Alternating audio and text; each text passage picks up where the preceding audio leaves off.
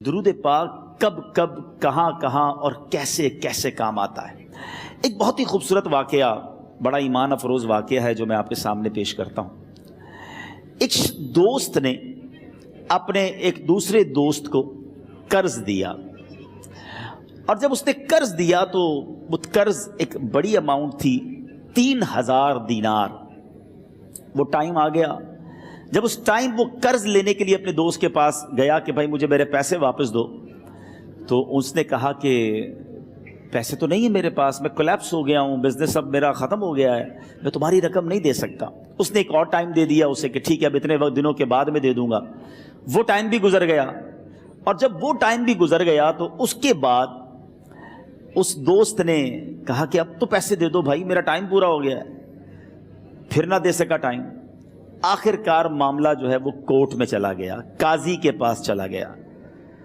اب قاضی نے جس کو پیسے دینے تھے اس کو بلایا اور کہا کہ بھائی آپ کو اس کے پیسے دینے ہیں؟ کہتا ہے ہاں پیسے تو دینے ہیں۔ تو کہا پھر دیتے کیوں نہیں ہو؟ کہا پیسے ہیں ہی نہیں، کاروبار ہی ختم ہو گیا ہے، قرضہ تو لیا تھا، اب میرے پاس بچا ہی کچھ نہیں ہے۔ تو کہا اچھا اب یہ بتاؤ کہ کب دو گے، کیسے دو گے؟ اس نے کہا بس میرے پاس پیسے ہی نہیں ہیں۔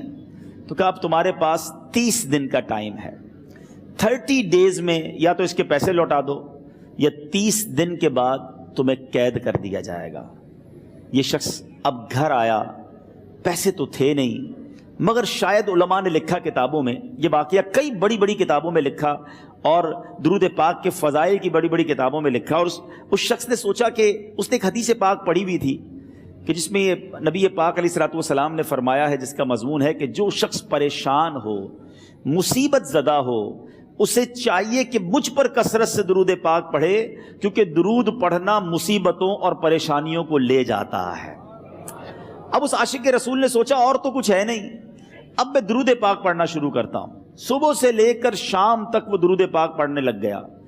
27 دن گزر گئے، only 3 days left، 3 دن باقی تھے قاضی کے پاس جانے میں۔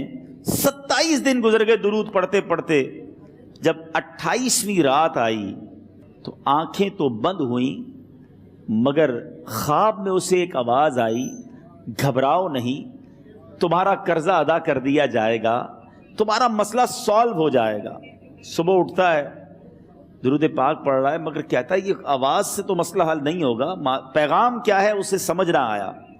28واں دن گزر گیا، 29ویں رات آ گئی، مگر اب آنکھیں بند ہوئیں اور قسمت جاگ اٹھی۔ نبی پاک صاحب لولاک صلی اللہ تعالیٰ علیہ وسلم خواب میں تشریف لائے، اور پیارے آقا صلی اللہ تعالیٰ علیہ وسلم نے فرمایا گھبراؤ نہیں، علی بن عیسیٰ وزیر کے پاس جاؤ، وہ تمہارا قرضہ ادا کر دے گا۔ اب یہ عاشق رسول صبح اٹھا تو ویری فریش، حشاش بشاش کہ اب تو کام ہو گیا، نبی پاک نے خواب میں آ کر بشارت دی ہے۔ مگر پھر ذہن میں سوال آیا کہ علی بن عیسیٰ کے پاس جاؤں گا تو ثبوت کیا ہے، پروف کیا ہوگا؟ میں جا کر اس کو کہوں گا کہ میرا قرضہ دے دو تو ایسے تو قرضہ نہیں دے دینا، اور میں نے اس کو کہا کہ مجھے نبی پاک نے خواب میں کہا ہے، اور اس نے اگر مجھ سے کوئی نشانی مانگی تو میں نشانی کیا دوں گا؟ آخری دن تھا، 29واں دن تھا، وہ بھی درود پڑھتے پڑھتے گزر گیا۔ 30th نائٹ آ گئی، صبح وہ دن ہے جب عدالت میں جانا ہے۔ اب اس رات پھر نبی پاک علیہ الصلوۃ والسلام خواب میں تشریف لائے، اور آقا علیہ الصلوۃ والسلام نے فرمایا کہ علی بن عیسیٰ وزیر کے پاس جاؤ، وہ تمہارا قرض ادا کر دے گا۔ کہ حضور چلا تو جاؤں گا، لیکن اگر وزیر نے مجھ سے کوئی نشانی طلب کی تو میں کیا جواب دوں گا؟ پیارے آقا علیہ الصلوۃ والسلام نے کمال کا ارشاد فرمایا کہ علی بن عیسیٰ سے کہنا کہ تم روزانہ فجر کی نماز کے بعد 5000 بار درود پاک پڑھتے ہو، یہ راز فقط تم جانتے ہو اور تمہارا رب جانتا ہے۔ اب یہ جب صبح اٹھا تو ایک نشانی بھی مل چکی تھی۔ عدالت میں جانے سے پہلے وزیر کے دربار میں پہنچ گیا، اسے یہ ڈر تھا کہ آج پیسے نہ لوٹائے تو سزا ہو سکتی ہے۔ جب وزیر کے دربار میں پہنچا تو وزیر اپنے مشیروں کے ساتھ بیٹھا تھا۔ کہا مجھے آپ سے بات کرنی ہے۔ کہا بتاؤ کیا بات کرنی ہے؟ کہا میں ایک پیغام لایا ہوں آپ کے لیے۔ اچھا کس کا پیغام لائے ہو؟ کہا میں نبی پاک جناب محمد مصطفیٰ صلی اللہ تعالیٰ علیہ وسلم کا پیغام لایا ہوں۔ وہ عاشق رسول وزیر تھا، کہتا بتاؤ میرے آقا نے کیا پیغام دیا ہے؟ کہا حضور میں 3000 دینار کا مقروض ہوں، آج آخری دن ہے اور میرے آقا نے مجھے بشارت دی ہے کہ آپ سے کہوں کہ آپ میرا قرض ادا کر دیجئے۔ علی بن عیسیٰ کہتا ہے کوئی ثبوت ہے آپ کے پاس؟ ہے کوئی دلیل بھی ہے آپ کے پاس؟ میں کیسے مان لوں کہ آپ کو نبی پاک علیہ الصلوۃ والسلام نے بھیجا ہے؟ عاشق رسول کہتا ہے خالی ہاتھ نہیں آیا، میرے آقا نے مجھے دلیل بھی عطا فرمائی ہے، مجھے ایک ایویڈنس بھی دیا ہے، اور پروف یہ ہے حضور کہ آپ روزانہ صبح فجر کی نماز کے بعد نبی پاک صلی اللہ تعالی علیہ وسلم کی بارگاہ میں درود و سلام کا نذرانہ پیش کرتے ہیں۔ جب تک 5000 کا عدد پورا نہیں ہوتا آپ اس وقت تک کسی اور سے بات نہیں کرتے، اور اے وزیر صاحب یہ راز صرف آپ کو پتا ہے اور آپ کا رب جانتا ہے۔ اللہ اکبر۔ وہ وزیر تو جس کو کہے نا جھوم اٹھا، ایسا عاشق رسول وزیر تھا جو روزانہ صبح 5000 درود پڑھتا ہو، اس کی تو عید ہو گئی نا۔ وہ کہتا ہے مرحبا یا رسول اللہ، میرے آقا نے میرے درود قبول کر لیے، اس سے بڑھ کر میرے لیے سعادت کیا ہوگی۔ اب یہ وزیر اپنے سیٹ سے اٹھتا ہے، اپنے کمرے میں جاتا ہے، تھوڑی دیر بعد واپس آ کر اس عاشق رسول کے ہاتھ میں 3000 دینار رکھ کر کہتا ہے حضور پہلے 3000 دینار تو نبی پاک کا حکم کی میں ادب سے بجا لاتا ہوں، میرے آقا نے جو حکم فرمایا یہ 3000 دینار آپ کو پیش کرتا ہوں، حضور ایک اور 3000 دینار لیجئے۔ میرے گھر آپ آئے، اتنی اچھی خبر سنائی، آپ نے قدم رنجا فرمایا، یہ 3000 اس کا نذرانہ ہے، اور ایسا کیجئے 3000 اور لیجئے، اس سے اپنے بچوں کے لیے کچھ چھوٹا موٹا کام شروع کیجئے اور ایک وعدہ کر کے جائیے، آج کے بعد زندگی میں آپ کو جب بھی کوئی کام پڑے میں آپ کا بھائی ہوں، مجھے یہ خدمت کا موقع دیجئے گا۔ اللہ اکبر۔ وہ مقروض جو ایک رات پہلے 3000 دینار کا مقروض تھا، ہو سکتا ہے اس کے بیک آف مائنڈ یہ بھی چل رہا ہو کہ اب شاید کل میں نے جیل میں جا کر عدالت میں جا کر گرفتاری دے کر جیل میں جانا ہے، مگر اب 9000 دینار ہاتھ میں ہیں۔ عاشق رسول جھومتا ہوا نبی پاک کی یاد میں گھومتا ہوا اب عدالت میں پہنچا۔ عدالت میں everybody expecting over there کہ آج اس نے آنا ہے اور آ کر کہنا یہی ہے کہ پیسے تو نہیں ہیں، گرفتار کر لو، مگر جا کر اس عاشق رسول نے 3000 دینار جج صاحب کے ہاتھ میں رکھ دیے۔ قاضی کہتا ہے پہلے تو یہ بتاؤ پیسے آئے کدھر سے؟ تم تو کہتے تھے غریب ہوں، تم تو کہتے تھے کاروبار نہیں ہے، ایک مہینے میں اتنی بڑی رقم کا انتظام کیسے ہو گیا؟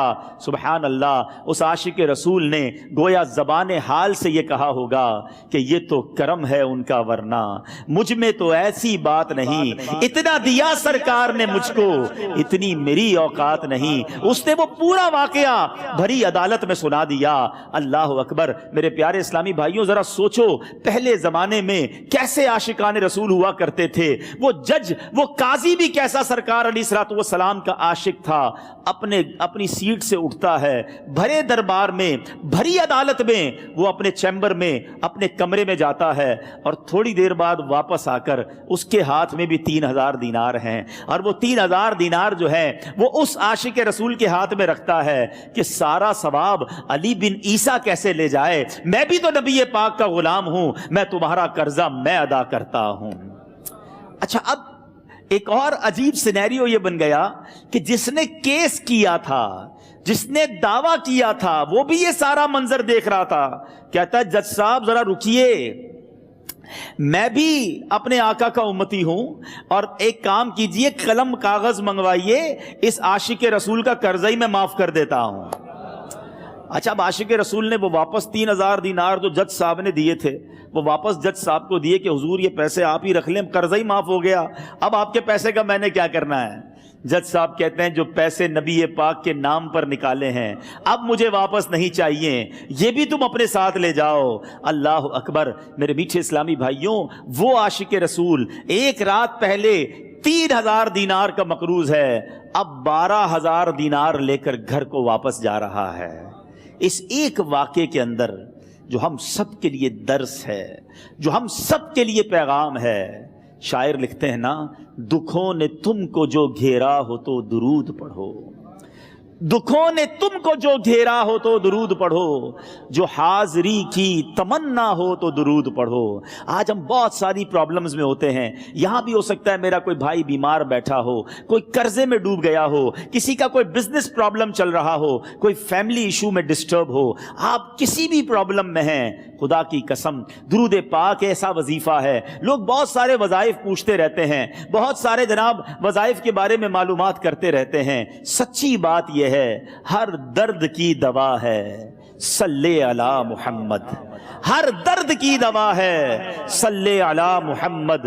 तावीज़ हर बला है सल्ले अला मुहम्मद। तो खुदारा अपनी ज़िंदगी में दुरूद पाक को शामिल कर लीजिए, और आप बिलीव करें, जब आपने कसरत से दुरूद पाक पढ़ने शुरू कर दिए, आप अपनी आंखों से देखेंगे आपके प्रॉब्लम दूर हो रहे हैं, आपकी सेहत अच्छी हो रही है, आपके कर्जे उतरने शुरू हो गए हैं, रोजगार में आपके बरकत होना शुरू हो जाएगी, आपके चेहरे पे नूर आना शुरू हो जाएगा, आपकी जबान में असर आना शुरू हो जाएगा। मुझे अपनी और सारी दुनिया के लोगों की इस्लाह की कोशिश करनी है।